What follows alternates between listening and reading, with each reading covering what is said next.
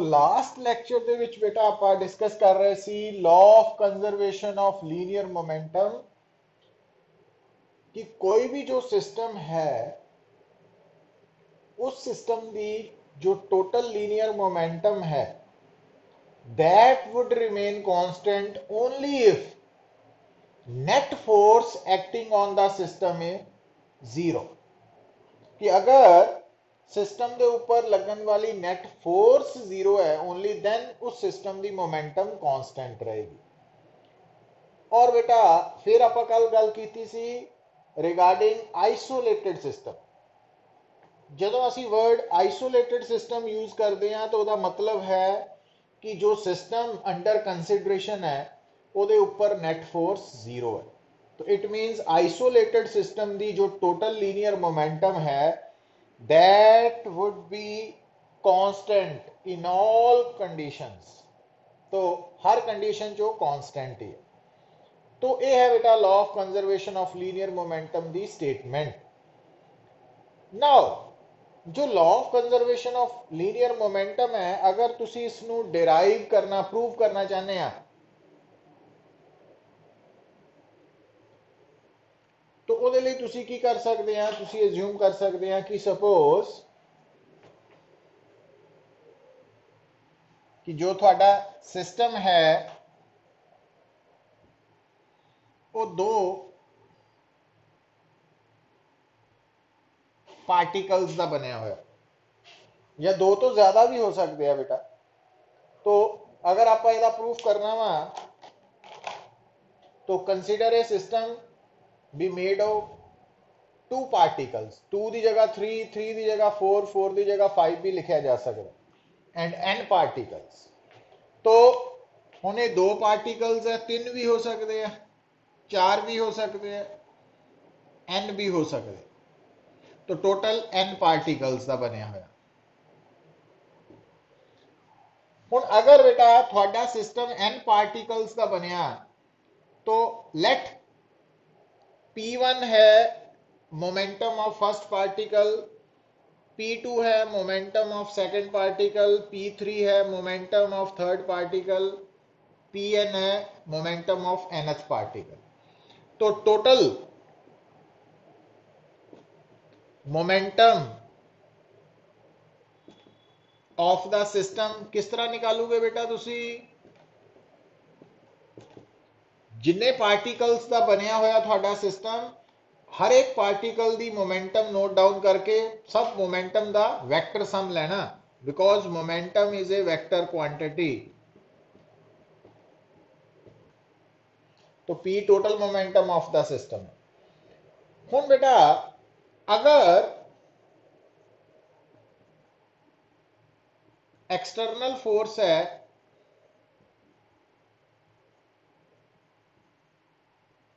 Acting on the system तो थानू कल याद होएगा कि एक्चुअली जो एक्सटर्नल फोर्स है या सम ऑफ एक्सटर्नल फोर्सेस है that is the net force. तो अगर F नेट फोर्स है या एक्सटर्नल फोर्स है तो according to Newton second law F would be equal to dp by dt क्योंकि F net force acting on the system है। अगर सिस्टम पे F फोर्स लग रही है तो ये फोर्स सिस्टम की मोमेंटम नु चेंज करेगी और total momentum of the system this one है। तो हुण बेटा और अगर नेट फोर्स जीरो है then dp by dt zero होएगी और P कांस्टेंट होएगी और P कांस्टेंट है। हम P है कि है बेटा जो सिस्टम है उसकी टोटल मोमेंटम। तो मीन्स कि जो total momentum of A system है वो बेसिकली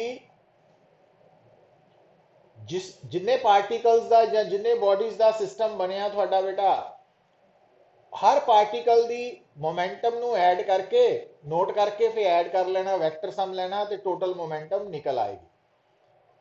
हुण ये तो है regarding law of conservation of linear momentum. Good evening बेटा। ਹੁਣ ਦੇਖੋ, ਹੁਣ ਅਗਰ ਅਸੀਂ ਇਸ ਕੰਸੈਪਟ ਨੂੰ ਅਪਲਾਈ ਕਰਨਾ ਇਨ ਡਿਫਰੈਂਟ ਸਿਚੁਏਸ਼ਨਸ, तो ਉਹਦੇ ਵਿੱਚ ਬੇਟਾ ਸਭ ਤੋਂ ਪਹਿਲਾਂ ਆਪਾਂ ਗੱਲ ਕਰਨ ਲੱਗੇ ਆ रिकॉयल ऑफ गन।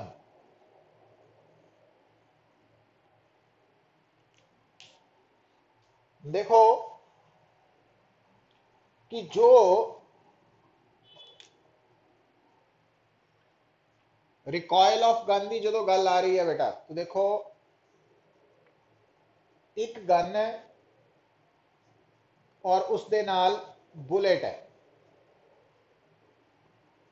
लेट जो मास ऑफ गन है that is capital M, mass of bullet है स्मॉल एम। बुलेट का मास स्मॉल एम है, गन का मास कैपिटल एम है। तो बिफोर फायरिंग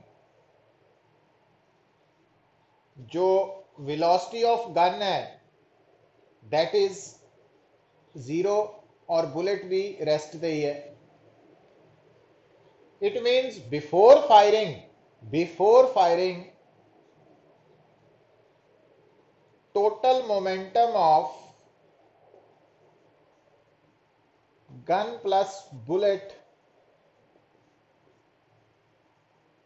system की लिखोगे बेटा, तो total momentum of gun plus bullet system, तो इन्होंने दोनों अगर आप सिस्टम मान लीए तो टोटल मोमेंटम आ जाएगी बिफोर फायरिंग मतलब initial momentum that is equal to 0 plus 0। क्यों?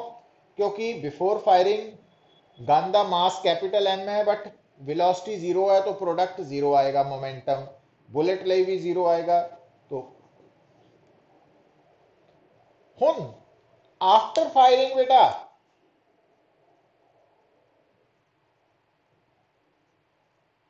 जो वेलोसिटी ऑफ गन है, रिकॉयल वेलोसिटी जिन्होंने कहने हैं, लेट दैट बी वी, और बुलेट की वेलोसिटी है after firing small B.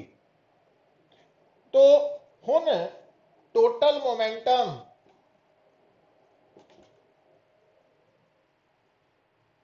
Of gun plus bullet system after firing है ना, पी एफ, वो किसके बराबर हो जाएगी बेटा?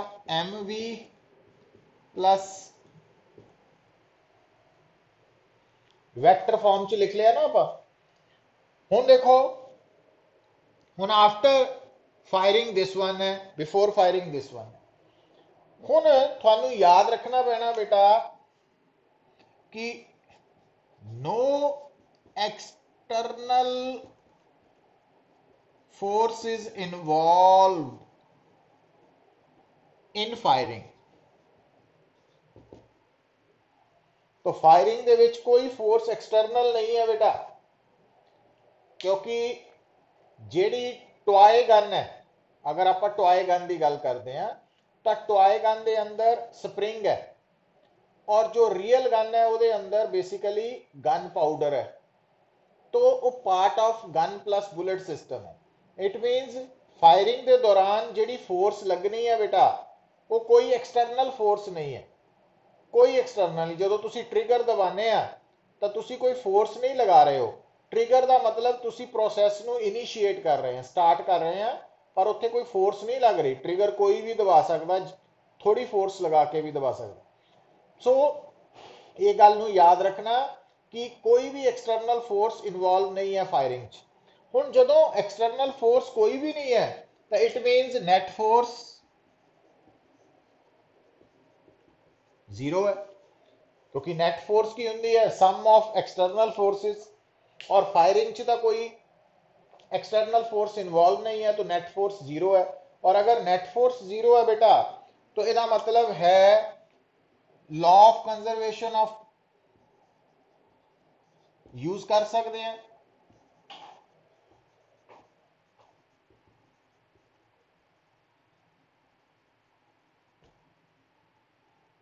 इनिशियल एंड फाइनल मोमेंटम बराबर होंगे ना, क्योंकि सिस्टम की मोमेंटम तो चेंज कर ही नहीं पाएगी according to law of conservation of linear momentum, क्योंकि वो उदों करनी है अगर नेट फोर्स जीरो नहीं है। हुण इनिशियल एंड फाइनल मोमेंटम अगर इक्वल है बेटा तो तुसी की देखते हैं इनिशियल मोमेंटम तो जीरो है तो फाइनल भी जीरो के बराबर ही है। हुण इस इक्वेजन सॉल्व करके तुसी v की वैल्यू निकाल सकते हैं m v by capital M.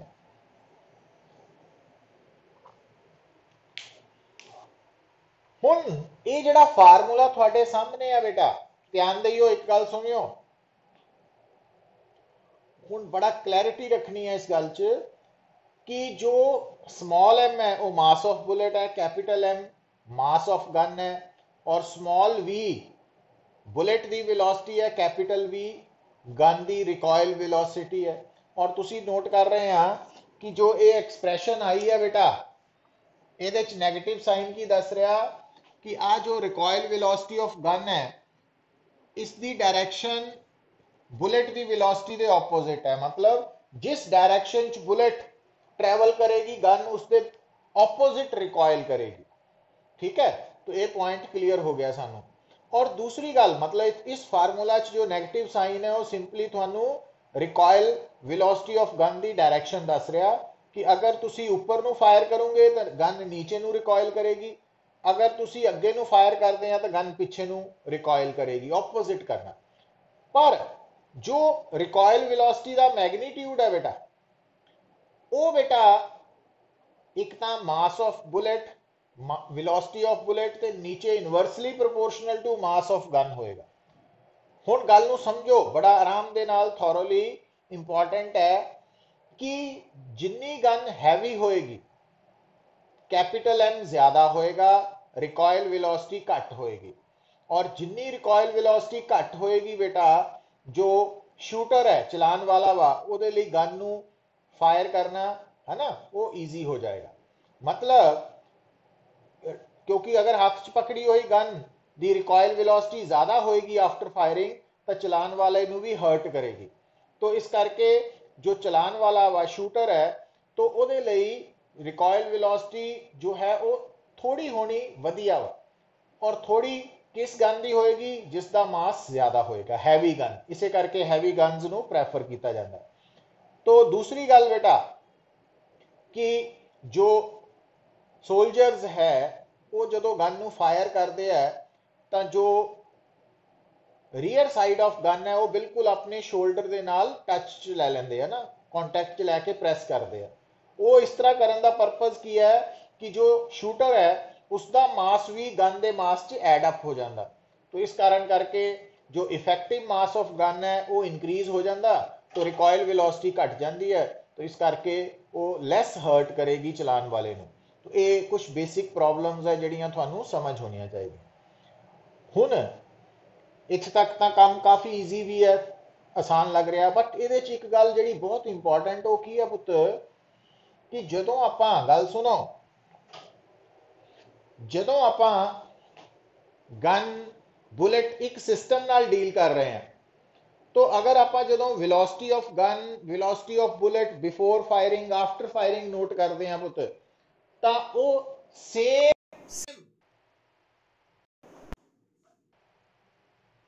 Same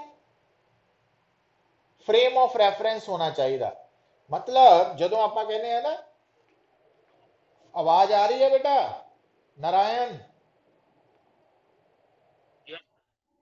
हुण देखो ध्यान दियो गल नूं समझो। हुण जदों असीं कहने हैं कि बिफोर फायरिंग गन की वेलोसिटी जीरो है बुलेट की वेलोसिटी जीरो है तो ये आपां नोट कर रहे हैं विद रिस्पेक्ट टू अर्थ, और जदों कहने हैं आफ्टर फायरिंग गन की वेलोसिटी कैपिटल वी है बुलेट की वेलोसिटी स्मॉल वी है, इनू वैक्टर फॉर्म च भी लिख सकते हैं तुसीं इदां। उस केस च भी बेटा जो कैपिटल वी है यह velocity of gun after firing with respect to earth है, और ये भी velocity of bullet after firing with respect to earth है। मतलब इन्हां दोनों का जो वेलोसिटीज है ये विद रिस्पेक्ट टू अर्थ है, सेम फ्रेम है। हुण देखो इस करके जो आप मास इंटू वेलोसिटी करके टोटल मोमेंटम निकाली है, तो आ टोटल मोमेंटम जी जो असी निकाली है फाइनल मोमेंटम आफ्टर फायरिंग, तो ये मोमेंटम च आ वाली मोमेंटम गन दी है और आ मोमेंटम बुलेट दी है। और क्योंकि velocity of gun with respect to earth है, तो momentum of gun with respect to earth है, momentum of bullet with respect to earth है। मीनस जो तुसी बेटा किसी भी सिस्टम के नाल डील करना, तो जो तुसी उस सिस्टम के टोटल मोमेंटम नोट डाउन करनी है ना, इनिशियल एंड फाइनल, तो ਉਹਦੇ ਲਈ फ्रेम ऑफ रेफरेंस सारे पार्टिकल्स ਲਈ सेम रखना वा, तो अलग नहीं होना चाहिए। वो अलग किद्दां होएगा, ਉਹਦੇ ਲਈ ਆਪਾਂ ਇਸ ਤੋਂ ਬਾਅਦ ਨੈਕਸਟ ਟੌਪਿਕ 'ਚ ਡਿਸਕਸ ਕਰਾਂਗੇ। ਨੂਮੈਰੀਕਲ ਪ੍ਰੋਬਲਮ ਹੈ, ਬੜੀ ਇੰਪੋਰਟੈਂਟ ਹੈ, ਫਿਰ ਮੈਂ ਗੱਲ ਸਮਝਾਉਂਗਾ ਤੁਹਾਨੂੰ। ਹੁਣ ਦੇਖੋ, ਹੁਣ ਇੱਥੇ ਇੱਕ ਗੱਲ ਹੋਰ ਨੋਟ ਕਰਨੀ बेटा ਤੁਸੀਂ, ਉਹ ਕੀ ਹੈ कि सेम प्रॉब्लम जो गन बुलेट सिस्टम के नाल जुड़ी हुई है, यही सेम प्रॉब्लम अपना नाम बदल के थोड़े सामने किद्दां आ सकती है बेटा। वो कह सकता किसी प्रॉब्लम कि देयर इज ए बॉम्ब, एक बॉम्ब है और वो बॉम्ब रेस्ट ते है ना, वो बॉम्ब आप दीवार ते रखे मान लो, और उस तो बाद आफ्टर एक्सप्लोजन उस बॉम्ब के दो फ्रैगमेंट्स हो गए, दो टुकड़े।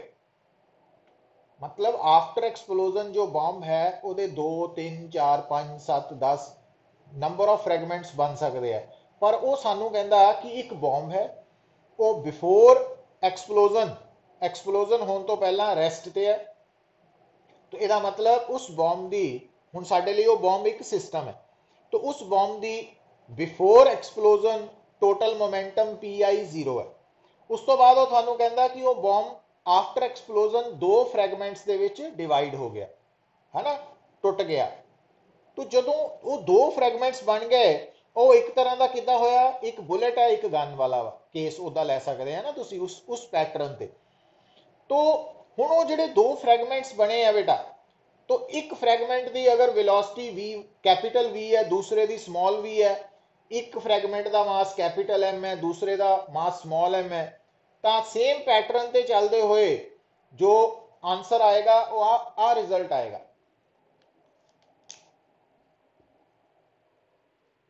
This one. और ये की नजर आ रहा कि अगर थोड़े सामने कोई बॉम्ब, अगर थोड़े सामने कोई बॉम्ब बिफोर एक्सप्लोजन रेस्ट ते है एंड आफ्टर एक्सप्लोजन ਉਹਦੇ दो फ्रैगमेंट्स होए, सिर्फ दो, तीन नहीं सिर्फ दो, तो उस केस दे विच जो रिजल्ट तुसी यूज करना वो गन बुलेट सिस्टम वाला ही यूज हो जाएगा। बस फर्क यह है कि जिदा इस फार्मूला च कैपिटल M असी मास ऑफ गन लै रहे हैं, उत्थे मास ऑफ फर्स्ट फ्रैगमेंट हो जाएगा। कैपिटल B असी इत्थे लै रहे हैं velocity of gun after explosion या आफ्टर फायरिंग, उत्थे कैपिटल V फर्स्ट फ्रैगमेंट का वेलोसिटी हो जाएगी आफ्टर एक्सप्लोजन। तो स्मॉल m की है मास ऑफ सेकंड फ्रैगमेंट है, तो स्मॉल v वेलोसिटी की है वेलोसिटी ऑफ सेकंड फ्रैगमेंट है आफ्टर एक्सप्लोजन। तो सेम पैटर्न आएगा। और तुसी की देख रहे हैं कि आफ्टर एक्सप्लोजन अगर बॉम्ब के सिर्फ दो फ्रैगमेंट्स होंगे, टुकड़े होंगे है, तो दोनों टुकड़े हमेशा इक्वल बट ऑपोजिट मूव करेंगे और दोनों की मोमेंटम इक्वल बट ऑपोजिट होएगी, क्योंकि दोनों की फाइनल मोमेंटम भी इनिशियल के बराबर ही होनी है। और क्योंकि बिफोर एक्सप्लोजन बॉम्ब रेस्ट ते सी, इस करके फाइनल मोमेंटम भी जीरो होएगी। और अगर फाइनल मोमेंटम जीरो है वो ताई हो सकती है अगर दोनों फ्रैगमेंट्स की मोमेंटम इक्वल बट ऑपोजिट है आफ्टर एक्सप्लोजन। तो ये पॉइंट्स नू दिमाग च रख लेना, बड़ा इंपॉर्टेंट कंसैप्ट है। हुण बेटा तो देखो कि अगर थानू कोई पूछे, लिसन, कि गन बुलेट सिस्टम के केस दे विच आफ्टर एक्सप्लोजन या आफ्टर फायरिंग, एक्सप्लोजन तो बॉम्ब च होना ना, after firing gun bullet case दे विच मोमेंटम की होएगी, वो जीरो ही होएगी। क्यों? क्योंकि बिफोर फायरिंग भी वो जीरो है। तो जिन्नी फायरिंग तो पहला वा उन्नी आफ्टर फायरिंग होएगी गन प्लस बुलेट सिस्टम की। अच्छा, और बिफोर फायरिंग ते after firing gun plus bullet system की मोमेंटम चेंज क्यों नहीं हो रही बेटा? क्योंकि एक्सटर्नल फोर्स या नेट फोर्स ड्यूरिंग फायरिंग कोई नहीं लग रही, जीरो है, इस कारण करके। पर हुण गल नूं समझो, कल भी दस्सिया सी, अगर तुहानूं कोई कहे कि बिफोर फायरिंग बुलेट रेस्ट ते सी and after firing bullet motion च आ गई, क्यों? तो बुलेट की मोमेंटम चेंज हुई है। और क्यों हुई है? क्योंकि बुलेट के ऊपर कली बुलेट हुण इस वक्त साडा सिस्टम है, ਉਹਦੇ ਤੇ गन ने फोर्स लगाई है, एक्सटर्नल फोर्स। तो बुलेट के ऊपर एक्सटर्नल फोर्स जीरो नहीं है, वो नॉन जीरो है। और इदा ही जो बुलेट ने गन ते फोर्स लगाई है वो भी नॉन जीरो है। इट करके गन की मोमेंटम भी कले की चेंज होएगी, पर गन प्लस बुलेट केस से नैट फोर्स नहीं लग रही। क्यों नहीं लग रही? जो असी गन प्लस बुलेट ਨੂੰ सिस्टम मनना, तो गन ने बुलेट ਤੇ ਜਿਹੜੀ फोर्स लगाई है, बुलेट ने गन ਤੇ लगाई है, वो हुण इंटरनल फोर्सेस च काउंट होएगी। तो हुण एक्सटर्नल फोर्स च काउंट नहीं होनी। तो इस तरीके नाल तुसी इहनू आंसर करना।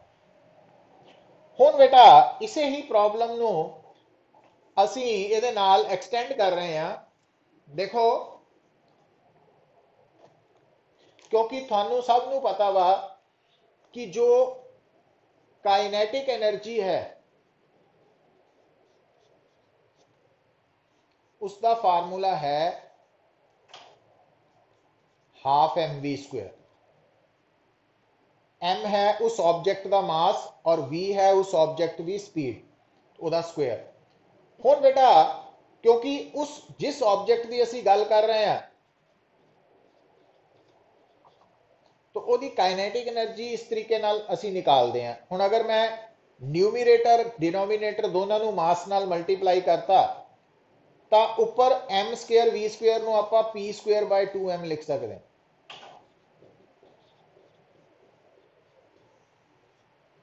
तो ये काइनेटिक एनर्जी की एक्सप्रेशन है इन terms of mass and velocity और स्पीड, और ये है kinetic energy in terms of momentum and mass.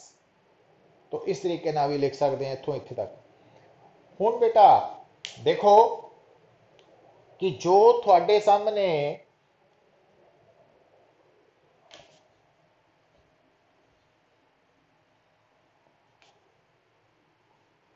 हुण गल नूं समझियो पुत, कि चाहे गन बुलेट सिस्टम की गल हो रही है, तो चाहे बॉम्ब की गल हो रही है, जिहड़ा आफ्टर एक्सप्लोजन दो फ्रैगमेंट्स च डिवाइड हो रहा, टुट रहा, तीन च नहीं।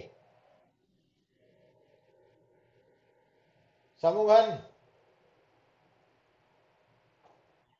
आवाज क्लियर है?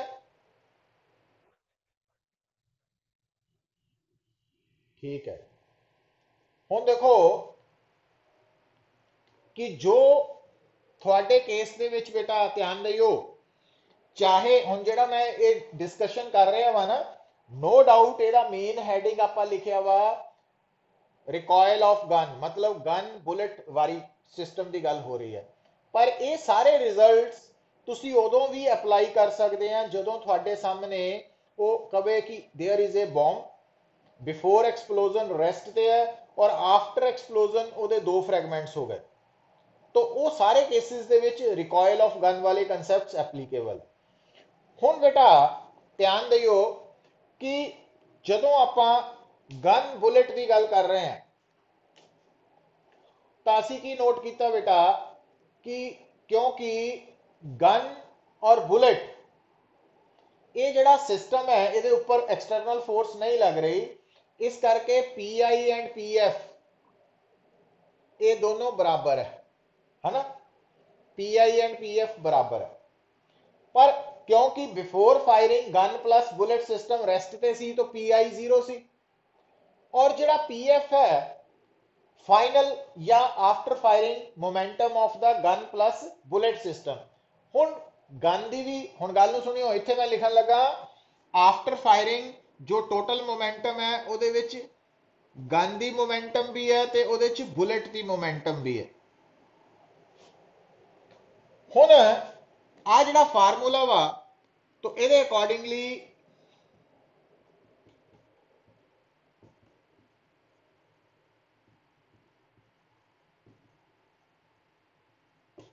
आ रिजल्ट की बनया कि है तो बड़े छोटे बेसिक पॉइंट्स है, बट इनू ध्यान दो कि आफ्टर फायरिंग गन और बुलेट दोनों की मोमेंटम एग्जिस्ट करेगी और दोनों की मोमेंटम का मैग्नीट्यूड बराबर होएगा, डायरेक्शन ऑपोजिट होंगे।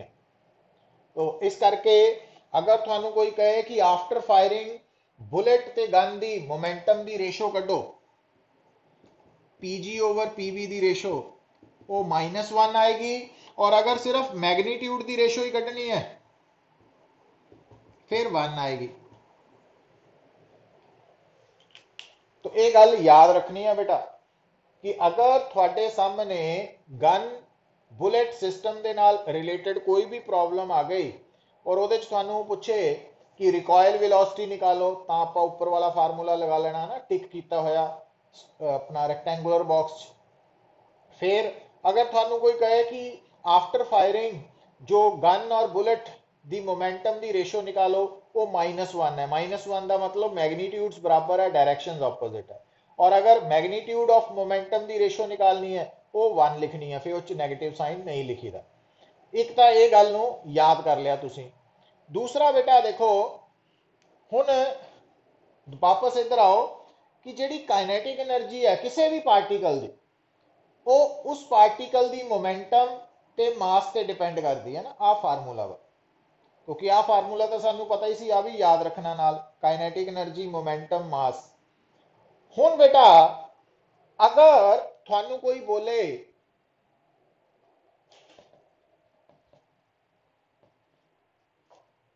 कि in case of bullet gun system या gun bullet system after firing जो गन की काइनेटिक एनर्जी है वो कितनी होएगी।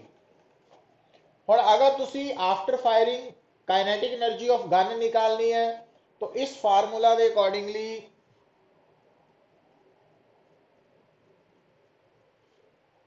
तो इथे मोमेंटम ऑफ गन आ जानी है, इथे मास ऑफ गन आ जाना। और अगर तुसी बुलेट की निकालनी है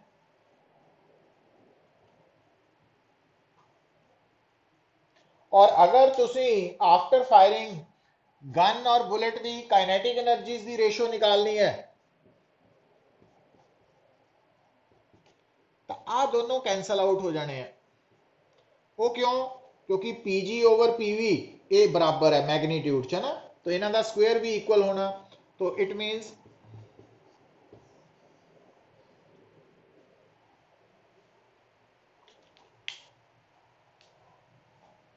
दिस वन।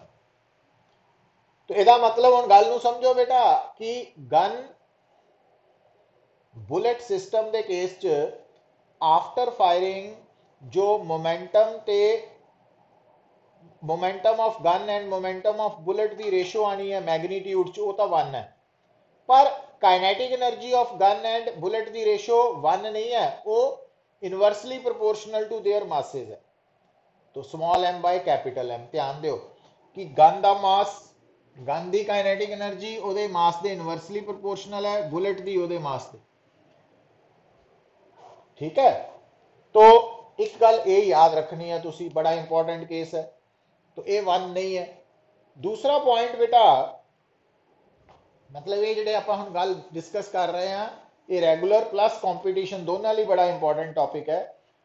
हुण बेटा थानू दस्सिया सी कि जो रियल गन है ਉਹਦੇ ਵਿੱਚ एक्चुअली गन पाउडर है ना,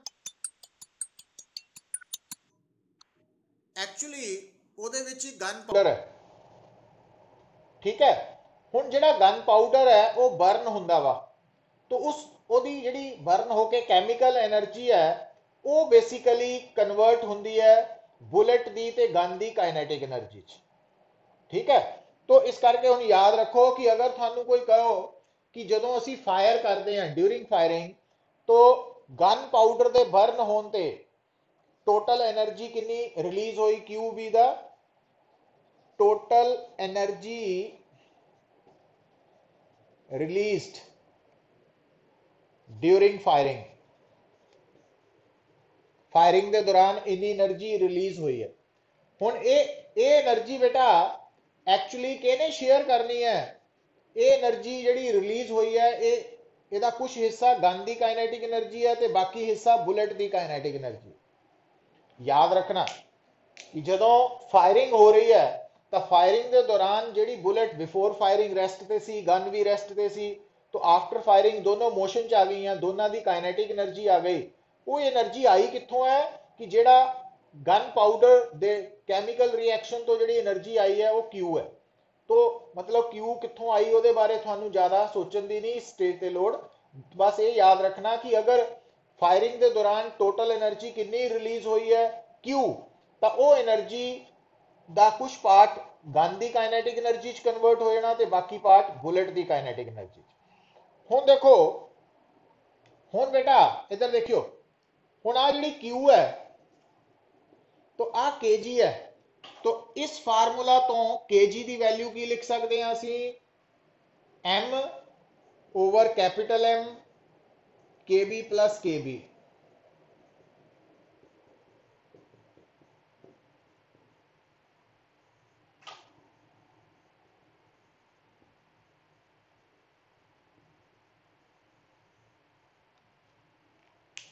इट मीन्स, तो ये बड़ा इंपॉर्टेंट केस है कि अगर थोड़े सामने वो पूछे कि अगर फायरिंग के दौरान टोटल एनर्जी रिलीज हुई है क्यू, तो दसो बुलेट की काइनेटिक एनर्जी कितनी होएगी। तो तुसी आ जिहड़ा मैं हुण ब्रैकेट बॉक्स बनाया वा रैक्टेंगुलर, तो ये वाली टर्म अप्लाई करनी है। और अगर तुसी काइनेटिक एनर्जी ऑफ गन कढ़नी है इन टर्म्स ऑफ क्यू, तो तुहाडा फार्मूला इस तरह आ जाना बेटा, मीन्स कैपिटल एम की जगह स्मॉल एम ते स्मॉल एम की जगह कैपिटल एम, तो वो बन जाना। तो हुण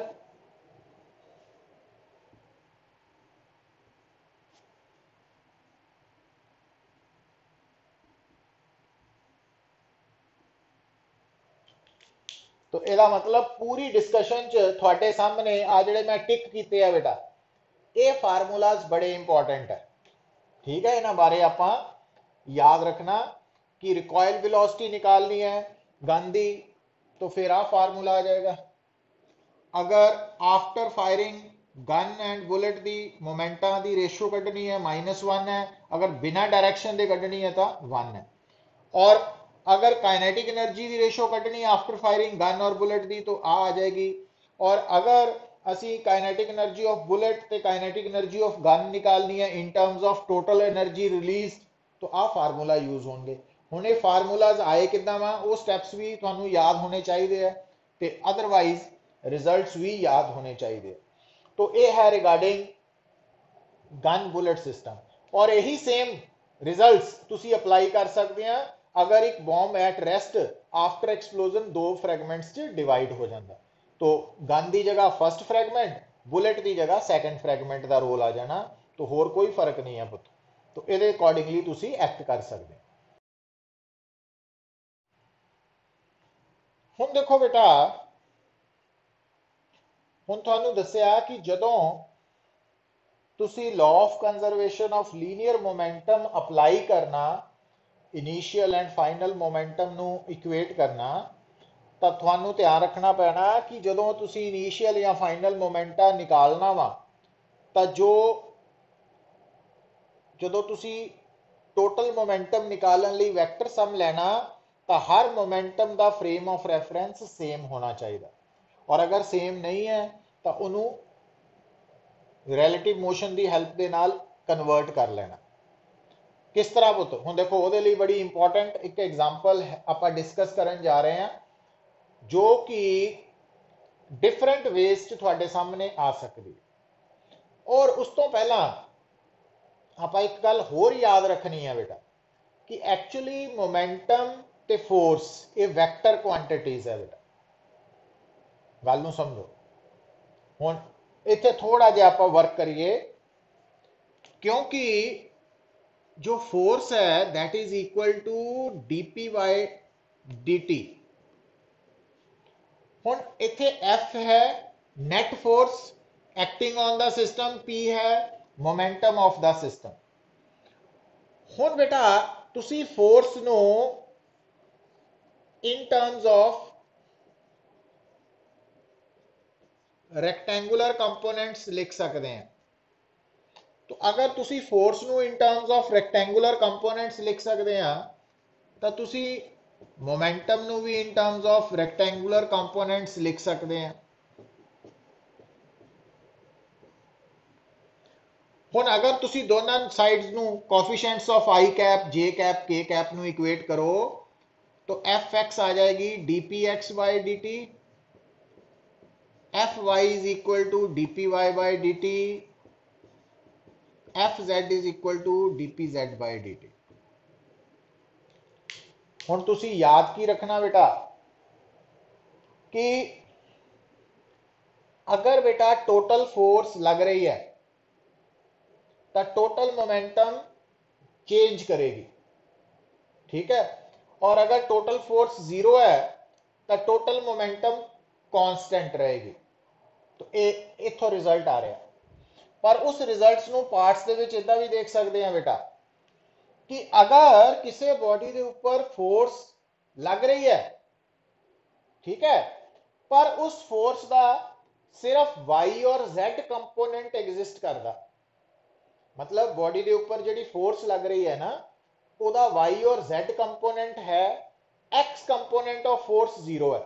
तो अगर x component of force zero है बेटा तो ਇਹਦੇ अकॉर्डिंगली उस बॉडी की जो लीनियर मोमेंटम है, टोटल लीनियर मोमेंटम है अलोंग एक्स एक्सिस, वो along X axis linear momentum constant रहेगी, but along Y axis and Z axis change करेगी। क्यों? क्योंकि एफ वाई ते एफ जेड नॉन जीरो है। मतलब कहना ये बेटा कि ਜਿਹੜਾ law of conservation of linear momentum है इनू पार्ट्स ਦੇ ਵਿੱਚ भी रिजॉल्व करके देख सकते हैं, क्योंकि ये वेक्टर टर्म्स है ना। तो अगर किसी बॉडी के ऊपर मान लो एक फोर्स लग रही है, ठीक है, उस फोर्स का एक्स कंपोनेंट है बट वाई और जेड कंपोनेंट्स जीरो है, तो इसका मतलब उस बॉडी का जो मोमेंटम है वह एक्स कंपोनेंट चेंज करेगा, वो वेरिएबल होएगा, बट वाई ते जेड कंपोनेंट्स कांस्टेंट रहेंगे। तो कहने का मतलब है कि तुसी law of conservation of linear momentum नु कंपोनेंट्स च रिजॉल्व करके भी इन पार्ट्स अप्लाई कर सकते हैं, along x axis, along y axis, along z axis, separately भी अप्लाई हो सकता। पर एक गल याद रखो कि along z axis momentum constant ता ही रह पाएगी अगर z component of force zero है, और y कंपोनेंट के along मोमेंटम कांस्टेंट ता ही रह पाएगी अगर y component of momentum constant ता ही रह पाएगा अगर y component of force zero है। इसी तरह x component of momentum constant ता ही रहेगा अगर x component of force zero है। सो इस तरीके नाल भी आप इस गल नूं समझ सकते हैं। हुण देखो बेटा, हुण इस गल नूं अगर आप अप्लाई करना, देखो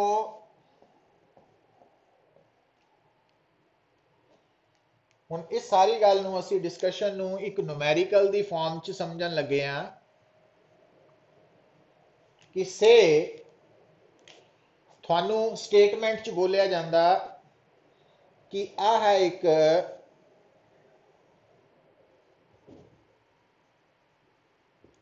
फ्रिक्शनलैस सरफेस। तो आ फ्रिक्शनलैस सरफेस है, हॉरिजॉन्टल सरफेस। इस फ्रिक्शनलैस सरफेस के ऊपर बेटा एक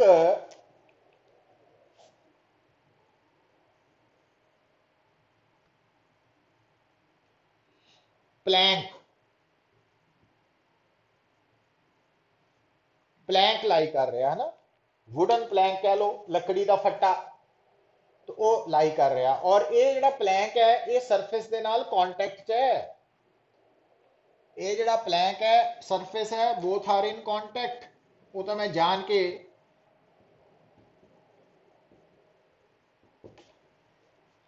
और इस प्लैंक का मास है कैपिटल एम, एंड इनिशियली ये जो प्लैंक है रेस्ट पे है, और इस प्लैंक के ऊपर बेटा आ एक पर्सन है, वो इस प्लैंक के एक एंड ते खड़ा वा और इस परसन का मास m है, स्मॉल m। हुण देखो बेटा, और से जो आ प्लैंक है इसका एक एंड ए है, दूसरा एंड बी है, और इस प्लैंक की जो लेंथ है सो से वो है एल। ठीक, हुण बेटा ध्यान दिओ, ये जिहड़ा तुहाडे सामने सिस्टम है, अगर आप वो मान लीए इस प्रॉब्लम नू सॉल्व करने लिए अगर कहिए परसन प्लस प्लैंक नू सिस्टम मान लिया जाए, तो इस सिस्टम के ऊपर एक्सटर्नल फोर्स केड़ी आएगी बेटा?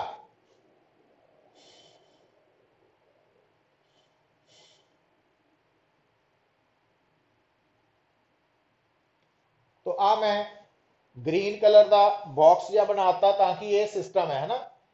हुण देखो, हुण परसन प्लस प्लैंक दोनों का टोटल मास हो गया capital M plus small m. तो यदा मतलब इस सिस्टम के ऊपर परसन प्लस प्लैंक के ऊपर ग्रेविटेशनल फोर्स एक्सटर्नल फोर्स है, वो हो गई एम प्लस एम जी। ते नॉर्मल रिएक्शन होएगा एन।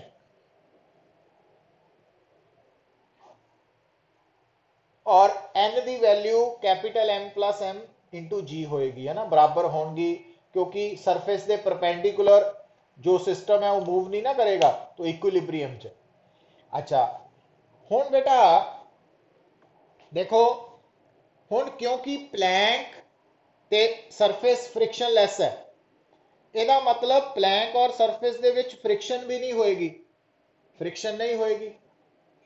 इट मीनस प्लैंक ते परसन ਜਿਹੜਾ सिस्टम है ਉਹਦੇ ਵਿੱਚ सिर्फ दो ही एक्सटर्नल फोर्सेस लग रही हैं, और ये दोनों इक्वल बट ऑपोजिट होने करके नेट फोर्स जीरो है।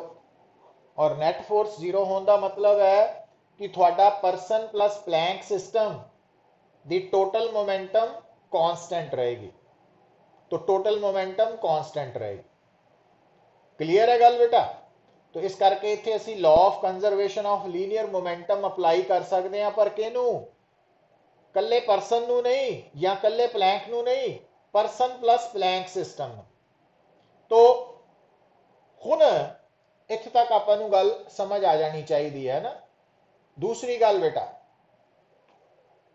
हुण देखो गल नू सुनो पुत, कि जिहड़ा प्लैंक और सरफेस दे विच फ्रिक्शन नहीं है बट परसन ते प्लैंक दे विच फ्रिक्शन है, तो हुण जदों आदमी इत्थे प्लैंक दे उपर तुरेगा, है ना, तो वो आदमी नू कौन तोड़ रहा? Static friction. तो प्लैंक आदमी ते फ्रिक्शन लगाएगा स्टैटिक, ते according to Newton third law जो आदमी है वो प्लैंक ते स्टैटिक फ्रिक्शन लगाएगा, इक्वल बट ऑपोजिट। वो इंटरनल फोर्सेस च काउंट होनी, क्योंकि परसन प्लस प्लैंक साडा इस प्रॉब्लम च सिस्टम है। इस करके जिहड़ी प्लैंक ने परसन ते फोर्स लगानी, परसन ने प्लैंक ते लगानी, वो कादे च कंसीडर होनी पुत? वो कंसीडर होनी इंटरनल फोर्सेस च, वो एक्सटर्नल च नहीं आनी। तो इस करके क्योंकि एक्सटर्नल फोर्सेस दो ही एक्ट कर रही हैं परसन प्लस प्लैंक पे, और दोनों इक्वल बट ऑपोजिट है, तो नेट फोर्स जीरो है। तो नेट फोर्स जीरो मतलब प्लैंक प्लस परसन सिस्टम की टोटल मोमेंटम कांस्टेंट है। इट मीनस आपां इत्थे law of conservation of linear momentum apply कर सकते हैं। तो ये तो हो गया पहला स्टैप किसी भी प्रॉब्लम नू समझण दा, है ना। तो इत्थे तक ध्यान देना वा। हुण अगला पॉइंट वो की कहता बेटा, ध्यान दियो, वो कहता कि जदों ये परसन इस प्लैंक के ऊपर मूव कर रहा विद कांस्टेंट वेलोसिटी, तो ओदी इस परसन की जो वेलोसिटी है वो है v, velocity of person with respect to plank. हुण आ गल बड़ी इंपॉर्टेंट है बेटा, कि उन्हें सानू स्टेटमेंट दसिया कि जिहड़ा परसन है जदों प्लैंक के उपर चलेगा तो उस परसन की जो वेलोसिटी v है वो विद रिस्पैक्ट टू अर्थ नहीं है, विद रिस्पैक्ट टू प्लैंक है। तो हुण तुसीं प्रैक्टिकली की नोट करोगे बेटा कि जदों परसन अगे नूं जाएगा है ना, परसन अगे नूं पता क्यों जा रहा, क्योंकि प्लैंक उस परसन ते राइट साइड नूं फोर्स लगा रहा। ते अकॉर्डिंग टू न्यूटन थर्ड ला जिहड़ा परसन है वो प्लैंक के उपर लैफ्ट वाल नूं फोर्स लगाएगा। ਇਹਦਾ मतलब जिहड़ा प्लैंक है जो परसन उपर मूव करना कर रहा तो आ वाला प्लैंक लैफ्ट साइड नूं शिफ्ट होएगा विद वेलोसिटी v।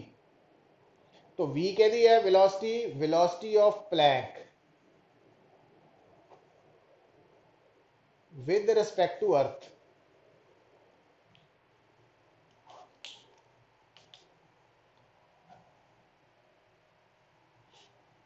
तो हुण इत्थे जिहड़ा तुहाडा सिस्टम है वो परसन ते प्लैंक दा बनिया वा। परसन दी वेलोसिटी तां विद रिस्पेक्ट टू प्लैंक है, बट कैपिटल V जिहड़ी है प्लैंक दी वेलोसिटी वो विद रिस्पेक्ट टू अर्थ है। हुण बेटा अगर तुहानू पुछे कि दसो जदों ये परसन प्लैंक दे एंड A ते B एंड तक पहुंच गया,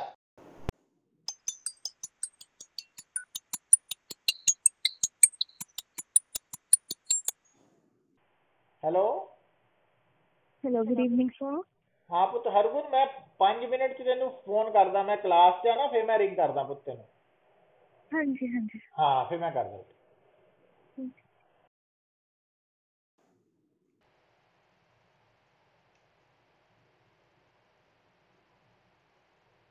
देखो हुण आराम नाल गल सुनो पुत, जो थोड़ा परसन है जदों एंड ए तो बी पहुंचेगा, बेटा ध्यान नाल देखियो गल नूं समझो, एंड ए तो एंड बी ते पहुंचेगा पुत प्लैंक दे one end to other end, तो वो कितनी डिस्प्लेसमेंट कवर करेगा एल। पर यह displacement with respect to plank है, क्योंकि जदों प्लैंक दे एंड ए तो बी पहुंचेगा तो प्लैंक के अकॉर्डिंगली कितनी डिस्प्लेसमेंट कवर करेगा एल। और जी स्मॉल v है वो भी परसन की वेलोसिटी है विद रिस्पेक्ट टू प्लैंक और वो कांस्टेंट है। सो ਇਹਦਾ मतलब इस परसन ਨੂੰ A एंड तो B एंड पहुंचने ਲਈ डिस्प्लेसमेंट कवर करनी पै रही है with respect to plank L ਤੇ टाइम लग रहा T। तो डिस्प्लेसमेंट अगर विद रिस्पेक्ट टू प्लैंक है तो वेलोसिटी भी विद रिस्पेक्ट टू प्लैंक वाली यूज होएगी। तो उतों आप T की वैल्यू है ना v by L, L by v note कर सकते हैं। तो आप निकालना चाहते हैं कि जदों आदमी प्लैंक के उपर एंड ए तो बी एंड पहुंच गया तो दसो जिहड़ा थोड़ा प्लैंक है वो विद रिस्पेक्ट टू अर्थ पिछे नूं कितना डिस्प्लेस होएगा। मतलब जिन्ना टाइम आदमी नूं ए एंड तो बी तक पहुंचने नूं लगा तो उन्ने टाइम दे विच जिहड़ा प्लैंक है वो विद रिस्पेक्ट टू अर्थ कितनी डिस्प्लेसमेंट कवर करेगा। तो मान लो उस डिस्प्लेसमेंट नूं आपां नाम रख दिंदे आ x। तो इस x की वैल्यू आएगी क्योंकि प्लैंक भी कांस्टेंट वेलोसिटी ना मूव करेगा। तो हुण ये displacement with respect to earth है प्लैंक दी, तो वो किहदे बराबर होएगी velocity of plank with respect to earth into time. और t की वैल्यू तो इट मीनस x की वैल्यू थोड़ी v ते t की वैल्यू l ओवर v। तो आ थोड़ा आंसर आ जाएगा, आ थोड़ा आंसर है। तो इन्ना प्लैंक पिछे नूं आ जाएगा है ना। पर इस आंसर च थानू गिवन है स्मॉल v, थानू गिवन है परसन का मास, थानू गिवन है प्लैंक का मास, थानू गिवन है लेंथ ऑफ प्लैंक। पर जिहड़ा कैपिटल v है ना वो असी आप खुद चूज किया वा, ये आपां निकालना वा। हुण ये किद्दां निकलेगा बेटा, हुण इहदे लई एक टिपिकल प्रॉब्लम है। तो इहदे लई आपां परसन प्लस प्लैंक नूं मन्निया एक सिस्टम, और इस सिस्टम की टोटल मोमेंटम ने रहना वा कांस्टेंट। तो हुण देखो शुरू च परसन ते प्लैंक दोनों रेस्ट ते सी, इस कारण करके इनिशियल मोमेंटम तां और फाइनल मोमेंटम की हो गई प्लैंक परसन की हो गई mv ते प्लैंक की हो गई mv। पर जो आप इदा लिखते हैं ना बेटा तो ये गलती कर गए असी लोग कि थानू दसिया कि तुसी कहना परसन की मोमेंटम है mv प्लैंक की है प्लैंक का मास इंटू v। पर इस गलती ये है कि आ वेलोसिटी है विद रिस्पेक्ट टू प्लैंक और आ वेलोसिटी है विद रिस्पेक्ट टू अर्थ। तो मतलब आ वेलोसिटी भी विद रिस्पेक्ट टू अर्थ चाहिए है। हुण उहदे लई रिलेटिव वेलोसिटी का कंसैप्ट लगाओ, ठीक है। तो असी इत्थे इदां नहीं लिख सकते। तो इत्थे सानू की चाहिए है velocity of plank with respect to sorry velocity of person with respect to earth, जबकि v की है velocity of person with respect to plank. तो vpe चाहिए है। हुण इत्थे तुहाडे कोल देखो, हुण इत्थे गल नूं सुनो, हुण इत्थे तुहाडे कोल एक है velocity of person with respect to earth, एक है velocity of person with respect to plank, एक है वेलोसिटी ऑफ प्लैंक। प्लैंक नूं आपां वुडन लिख दिंदे आ, वुडन प्लैंक है ना w करता। Velocity of wooden plank with respect to earth. हुण इन्हां तिन्नां दा रिलेशन की बनूगा बेटा तुहाडे सामने, किद्दां जुड़नगियां ये? Velocity of plank person with respect to wooden plank, ये आएगा velocity of person with respect to earth minus velocity of wooden plank with respect to earth. तो आपां नूं चाहिए है vpe की वैल्यू। तो vpe की वैल्यू की आएगी पुत्र, ये वैक्टर फॉर्म च हुंदी है।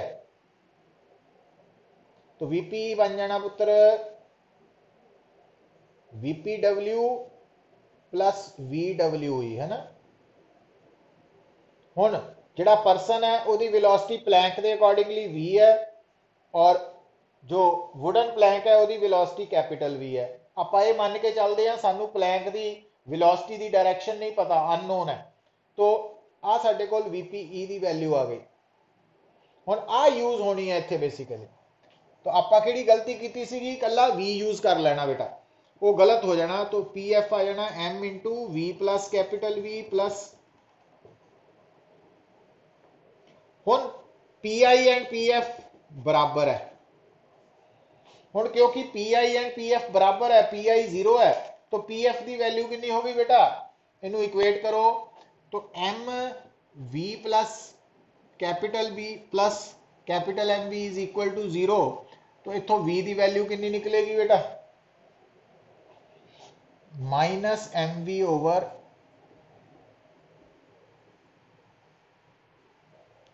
सॉल्व करके देखो यही बनेगी। और माइनस साइन का मतलब है कि जिस डायरेक्शन च परसन मूव करेगा प्लैंक ਉਹਦੇ ऑपोजिट मूव करेगा। तो हुण देखो ये गल नूं समझो कि जेड़े तां कंपीटीशन देना चाहते हैं उन्होंने ये समझ होनी चाहिए है, मुश्किल नहीं है काम, जस्ट थोड़ा जिहा कंसनट्रेट करना पैना कि जदों आपां टोटल मोमेंटम निकालनी है किसी भी सिस्टम की इनीशियल या फाइनल, तो उस सिस्टम के जिन्ने भी पार्ट्स है उन्होंने momentum with respect to same frame होनी चाहिए है। हुण अगर मान लो तुसी एम वी लिख के प्लस कैपिटल एम वी लिख दिंदे आ तो वह पहला पार्ट तो आ जानी सी momentum with respect to plank, दूजा आनी सी विद रिस्पेक्ट टू अर्थ, तो सही नहीं सी बेटा, उन्होंने कन्वर्ट करना पैना रिलेटिव वेलोसिटी दे। तो हुण अगर तुसी v निकाल लिया वा बेटा आह, तो इस v की वैल्यू नूं इत्थे पुट करके तुसी x निकाल सकते हैं, तो पता लग जाएगा प्लैंक कितना पिछे आया। तो इत्थे तक थोड़ा समझ आई है गल।